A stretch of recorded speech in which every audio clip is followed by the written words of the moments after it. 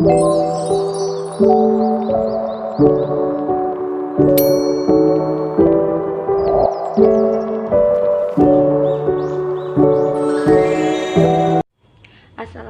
warahmatullahi wabarakatuh.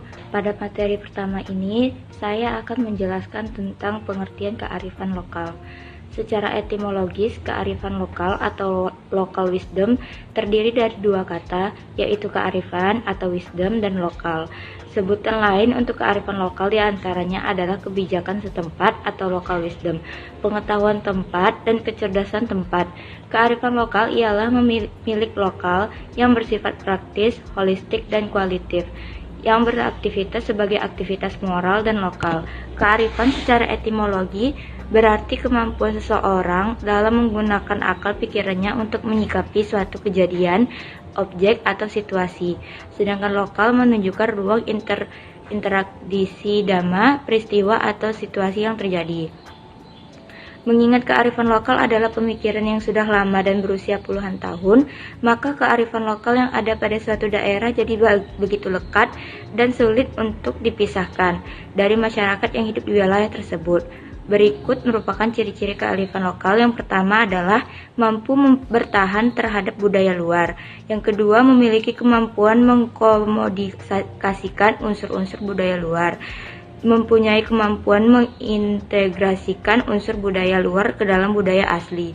Yang ketiga, mempunyai kemampuan yang mengendalikan. Yang keempat, mampu memberikan arahan pada perkembangan budaya. Kearifan lokal memiliki pengetahuan, nilai norma, kepercayaan, teknologi, seni, dan budaya yang berkembang dalam masyarakat setempat dan diturunkan secara turun-temurun dari generasi ke generasi. Kearifan lokal mencakup pengetahuan tentang lingkungan, sistem pertanian, pengobatan tradisional, bahasa, seni dan budaya, serta adat istiadat. Kearifan lokal juga mencakup nilai-nilai moral, etika, dan norma sosial yang dijunjung tinggi oleh masyarakat setempat.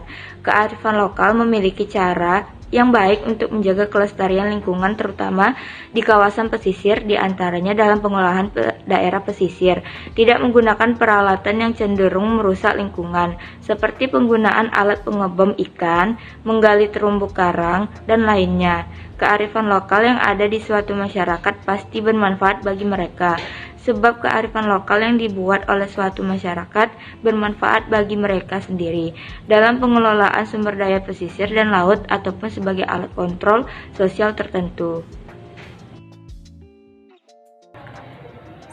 Baik, selanjutnya saya akan membahas mengenai kearifan lokal masyarakat suku Gayo Aceh dalam mengelola lingkungan berdasarkan ekologi. Nah, sebelumnya saya akan membahas terlebih dahulu mengenai suku Gayo.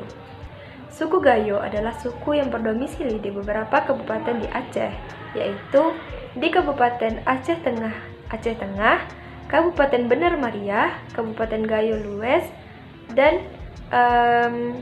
suku Gayo ini juga banyak berdomisili di Kabupaten Aceh Tenggara Koto Cane, dan sebagian kecil ada di Lokup Aceh Timur. Kearifan lokal masyarakat Aceh tidak hanya dalam bentuk penghayatan dan pengerjaan hukum Islam saja dalam kesehariannya, namun juga dalam urusan yang sifatnya berdasar ekologi dan lingkungan. Daerah dataran tinggi Gayo sangat indah dan memiliki potensi sumber daya alam yang sangat subur dan melimpah ruah. Tanah Gayo dengan kontur lahan yang berbukit-bukit dan ada yang landai dan ada yang datar, keadaan tanah Gayo yang subur ini sehingga Gayo terkenal dengan daerah pertanian, baik pertanian tanaman pangan, tanaman keras, dan hortikultura. Tanaman yang paling baru yang kini mulai menarik perhatian orang Gayo adalah cengkeh, kulit manis, kemiri, dan kemiri. Lebih-lebih, tanah Gayo penghasil sayur mayur dan buah-buahan terbesar di Aceh. Hasil tanaman pangan seperti ketela pohon, ketela rambat, kacang tanah, kacang kuning, kacang hijau, kacang kedelai, dan ada pula sayur mayur seperti tomat, bawang merah, bawang putih, lombok atau cabai, terong, bayam, mentimun, kacang panjang, sawi, kentang, kubis, selada, wortel, buncis, dan petai. Sedangkan di dataran rendah sendiri, tanah Gayo terbentang sawah yang cukup luas seperti di Kebayakan, Bebesen, Daling, Kenawat, Toweren, Rawe, Kalang, dan juga di daerah Simpang 3 Ridolong. Beras hasil panen padi di Gayo ini juga berkualitas tinggi. Oleh karenanya, adapun mata pencaharian suku Gayo sampai saat ini beragam dan kompetitif, seperti pertanian sawah, berkebun, beternak, nelayan tradisional, wirausaha, dan pariwisata di kawasan Danau Laut Tawar Takengon. Kearifan lokal suku Gayo Aceh dalam aspek menanam, menurut orang tua dahulu senantiasa bertasbih dan berdoa agar tanaman mereka kelak berbuah lebat, sehingga diniatkan bahwa hasilnya nanti dapat dinikmati oleh penanam dan sebagian lagi akan diambil oleh hewan dan sudah diniatkan juga pula hasilnya sebagai sedekah bagi orang lain. Komitmen ini menjadikan warga secara ikhlas untuk bertani, sehingga sekiranya hasilnya tidak maksimal atau diambil oleh hewan dan orang lain, mereka ikhlas dan sabar. Sikap semacam ini akan memberikan motivasi untuk kerja keras tetapi ikhlas dan sabar untuk menerima hasil usahanya, yang kemudian menjadi didikan untuk suka memberi dan berbagi hasil pertanian kepada tetangga dan tamu yang datang ke rumahnya. Baiklah, di sini saya akan menjelaskan tentang kearifan lokal masyarakat suku Aceh Gayo mengelola lingkungan berdasarkan sosial dan budaya. Masyarakat suku Aceh memiliki keanekaragaman budaya yang telah dikenal oleh masyarakat luas. Salah satu bentuk kebudayaan suku Aceh yang paling dikenal adalah, yaitu yang pertama ada adat sosial Sumang. Sumang di Gayo dianggap sebagai pola dasar landasan hidup dalam masyarakat, dikarenakan dalam adat Sumang terkandung aturan-aturan dalam bertingkah laku, sehingga Sumang itu dapat dilihat dari tingkah laku manusia dalam kehidupan sehari-hari.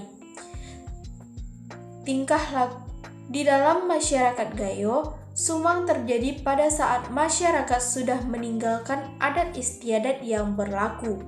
Terjadi Sumang itu terlihat jelas dari penampilan-penampilan manusia yang tidak sesuai dengan aturan-aturan dalam masyarakat baik buruknya. Yang kedua, yaitu ada budaya warisan tari saman. Menurut masyarakat, tari saman tari tradisional unik masyarakat Gayo atau suku Gayo yang mendiami Kabupaten Gayo Lues, Kabupaten Aceh Tenggara, dan masyarakat Gayo yang berada di Kabupaten Aceh Timur, yang diambil dari nama penciptanya, yaitu seorang syekh yang bernama Suman. Awalnya tarian ini merupakan sebuah permainan rakyat yang dinamakan poane, sehingga berkembang menjadi sebuah tarian, yaitu tari saman. Sekian penjelasan dari saya, lebih dan kurang saya mohon maaf. Terima kasih. Materi selanjutnya adalah cara suku Aceh Gayo mengelola perekonomian. Yang pertama ada usaha di bidang pertanian atau berume. Bersawah atau berume adalah usaha masyarakat Gayo yang paling tua, terutama penduduk di sekitar Danau Laut Tawar. Pada kegiatan bersawah dimulai dari pasca lues belang dengan proses kegiatan sebagai berikut. Yang pertama ada memulih atau menyangkul lahan. Pada dasarnya keadaan sawah masyarakat pasca panen yang dikenal dengan lues belang pada masa ini terdapat 3 keadaan. Yang pertama, sawah mereka dibiarkan terlantar, seperti lahan tidak bertuan setelah ditanami sekitar 6 bulan. Yang kedua, selama masa lues belang, areal sawah diairi terus-menerus agar tanah ini tidak keras dan juga memberi waktu untuk meningkatkan kesuburan tanah. Yang ketiga, sebahagian pemilik sawah setelah panen padi, lalu lahannya dicangkul lagi untuk ditanami dengan sayur mayur dan beraneka ragam hortikultura lainnya. Selanjutnya, yang kedua adalah kegiatan bersawah yang kedua adalah adalah mudue dan munyuk same atau menyangkul tahap 2 dan menyemai bibit padi. Mudue adalah proses mencangkul tahap kedua di mana tanah yang telah dicangkul tahap pertama yang sudah dialirkan air mulai dihancurkan dengan cara menginjak-injak atau mencincang-cincang tanah sampai halus. Kegiatan ini seterusnya dilanjutkan dengan menginjak-injak tanah sampai menjadi lumpur. Selanjutnya kegiatan bersawah yang ketiga ada munyuras atau mumutal. Kegiatan munyuras dan mumutal belum ditemukan padanan kata kerjanya dalam bahasa Indonesia. Munyuras adalah membersihkan rumput sekaligus memperlunak tanah, mirip seperti membajak yang ditarik oleh seekor kuda. Namun, alatnya sedikit berbeda dengan bajak, di mana mata ceras yang melintang dan terdapat jaring-jaring tersebut dari kayu, batang nira atau temor, sehingga kuda menarik ceras ini akan membersihkan rumput yang terdapat dalam petak sawah. Setelah diceras, tanah jadi lembek, sudah bersih dan rumput sehingga tinggal menunggu masa menanam. Selanjutnya, kegiatan yang keempat ada mujergot dan munomang, yaitu setelah sebulan semayan bibit padi, tibalah saatnya dan dinanti-nantikan oleh masyarakat untuk menjergot atau mencopot bibit padi dan munomang atau menanam bibit padi. Kembali ke jurun belang untuk mengumumkan untuk menjergot bibit dari persemaian. Dalam kegiatan ini barulah kelihatan semaraknya bahwa rakyat turun ke sawah. Kegiatan ini baru kelihatan semaraknya bahwa rakyat turun ke sawah. Di mana semua lapisan masyarakat berada di sawah, seolah-olah ada pesta rakyat atau mumomang. Dalam kegiatan mumomang ini, semua ahli famili handai taulan ikut bersama-sama menyertai kegiatan ini. Kegiatan yang kelima ada mulamut atau menyiangi rumput. Setelah 1 bulan lebih, padi ini sudah kelihatan hijau dan indah sekali. Maka kegiatan berikutnya adalah malmut, yaitu menyayangi rumput yang tumbuh di sekitaran padi. Rumput-rumput ini ada yang diletakkan di atas tapal batas petak sawah dan ada pula yang ditenggelamkan dalam tanah. Kegiatan yang keenam ada mumio atau mengusir burung. Setelah beberapa bulan padi semakin besar, maka tibalah padi mulai berbuah yang diawali dengan seroh, di mana batang padi mulai membesar seperti seorang ibu hamil. Semakin besar lalu keluarlah buah padi melalui tangkainya. Beberapa waktu kemudian buah dan butir padi mulai berisi. Mulailah datang burung pipit atau tupit secara berombongan untuk menyerang padi yang sudah mulai berisi. Di sini para petani mulailah lagi turun ke sawah untuk mengusir burung. Kegiatan yang ketujuh ada berbengkon, belide, berdun, dan bertali. Dalam rangka menyongsong panen padi juga dikerjakan berbagai pekerjaan. Pertama, berbengkon atau ulang membuat atap seperti atap rumbia. Yang kedua ada bertali. Tali batang yang juga diambil dari kawasan hutan sekitarnya.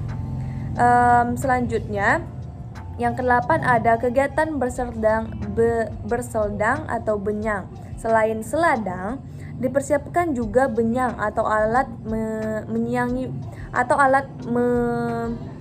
menganginkan padi yang baru digirik, yang terbuat dari batang bambu juga dengan segitiga disediakan tangga untuk naik ke atas, di mana ada di tengah-tengahnya diletakkan papan sebagai tempat berdiri orang yang menangin atau memisahkan ampas dengan padi melalui tenaga angin. Walaupun kini benyang sudah diganti dengan teknologi mesin penangin. Kegiatan yang ke-9 munuling atau menyabit padi. Puncak dari kegiatan bertani pada Burume adalah Menuling atau panen. Di sini semua masyarakat turun beramai-ramai ke sawah, layaknya sebuah pesta rakyat serta serentak melakukan panen padi. Lazimnya, memanen dilakukan oleh kaum wanita. Mereka dengan pakaian khas wanita dengan berkelubung sebagai alat menahan panas terik matahari. Juga mereka bersama-sama menuling atau menyabit tangkai padi dengan alat penyabit sedap dengan cara memegang dengan tangan kiri dan menyabitnya dengan tangan kanan, lalu diikat dan diletakkan di atas bebelen atau batang padi. Baik, sampai di situ dulu dari saya. Dilanjutkan materi selanjutnya oleh teman saya. Oke teman-teman, saya Restianda Anitya akan melanjutkan presentasi dari kelompok kami mengenai perekonomian suku Aceh Gayo. Nah, seperti yang kita ketahui bahwa pemateri sebelumnya sudah menjelaskan mengenai salah satu sumber perekonomian pada masyarakat suku Aceh Gayo, yaitu sistem pertanian. Nah, di sini saya akan menjelaskan sistem perekonomian yang kedua pada masyarakat suku Aceh Gayo, yaitu sistem perkebunan yang sering disebut dengan berembus. Nah, pada masyarakat suku Aceh Gayo ini terdapat dua sistem perkebunan yang sangat terkenal. Yang pertama ada yang namanya embus kopi atau berkebun kopi. Nah, mengapa masyarakat suku Aceh Gayo ini memilih kebun kopi? Karena dari zaman-zaman dahulunya, tumbuhan kopi memang sudah diperkebunkan pada masyarakat Aceh Gayo ini. Karena selain perawatannya yang tidak begitu sulit atau tidak begitu membutuhkan tenaga yang besar seperti bertani, berkebun kopi ini juga hasilnya lebih menjamin dibandingkan dengan bertani. Sehingga sebagian besar masyarakat Aceh Gayo ini memilih berkebun kopi. Kopi-kopi Gayo ini sudah banyak tersebar luas di berbagai negara, sehingga penjualannya tidak hanya antar daerah ataupun antar pulau saja, tetapi sudah mencapai antar negara. Dan dapat dipastikan dengan bertanam kopi dapat meningkatkan perekonomian masyarakat suku Aceh Gayo. Yang kedua ada berembus sayuran atau menanam sayur-sayuran. Nah, karena banyaknya masyarakat menanam tumbuhan kopi, sehingga masyarakat mulai berpikir bahwa di sela-sela tumbuhan kopi tersebut dapat ditanam berbagai jenis sayuran, sehingga masyarakat tidak hanya dapat menjual kopi, tetapi juga dapat menjual berbagai jenis sayuran untuk memperlancar atau menyokong perekonomian mereka. Pun jenis-jenis sayuran yang biasa masyarakat Aceh Gayo tanam yaitu seperti kentang, tomat, terong, dan lain sebagainya. Selanjutnya saya akan membahas tentang usaha bidang peternakan yang disebut juga berkutik-itik. Masyarakat suku Gayo memang sangat kreatif. Di samping bersawah, mereka juga berkebun dan menambah usahanya dengan beternak. Walaupun pekerjaan beternak bukanlah usaha pokok, tetapi mereka melakukannya dengan cara yang sungguh-sungguh. Adapun usaha ternak mereka yaitu kerbau, lembu, kambing dan biri-biri, ayam dan bebek, berkuda, dan mengaro akang. Selanjutnya, usaha di bidang keterampilan dan wirausaha. Bagi orang Gayo, pembinaan keterampilan sudah dimulai sejak anak-anak, dan hal itu dilaksanakan di kawasan masjid, karena masjid atau munasa adalah pusat ibadah dan kebudayaan Islam. Salah satu pusat pembinaan intelektual spiritualitas anak desa itu adalah Mersah Kala. Mersah Kala dimaksud di sini bukan madrasah di Kuala, tetapi mushola di Kuala. Adapun keberadaan Mersah Kala saat itu benar-benar multiguna bagi masyarakat, yaitu sebagai pembinaan keterampilan. Pembinaan keterampilan ini diberikan kepada anak-anak dan juga ibu-ibu. Anak-anak diajarkan untuk mahir membuat mainan yang terbuat dari bahan-bahan yang sederhana dan mudah untuk didapatkan. Contohnya yaitu membuat gasing dan layang-layang. Sedangkan ibu-ibu diajarkan memahirkan keterampilan memasak mereka, seperti memasak lepat, apam, cucur, dan lain sebagainya. Baik, selanjutnya saya akan membahas mengenai pengelolaan perekonomian masyarakat suku Aceh Gayo dalam bidang pariwisata. Nah, salah satu keunggulan kompetitif Gayo adalah pariwisata. Meskipun potensi ini belum secara maksimal digalakkan, tetapi dewasa ini sudah terdapat hotel bintang 5, yaitu Hotel Renggali, milik pengusaha Gayo. Tetapi bagi masyarakat sekitarnya, usaha pariwisata ini dapat berpengaruh terhadap usaha mandiri bagi masyarakat sekitarnya, terutama pada musim liburan, hari-hari besar Islam, dan nasional. Pada waktu-waktu tersebut, kawasan wisata Danau Laut Tawar dibanjiri oleh wisatawan lokal dan dari luar kabupaten. Masa-masa ini, warga membuka usaha secara dadakan di sekitar objek wisata Danau Laut Tawar.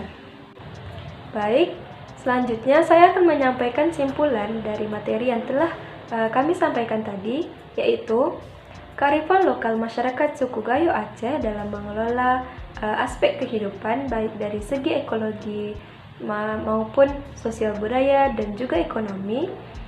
Terdapat berbagai keanekaragaman budaya yang telah dikenal oleh masyarakat luas.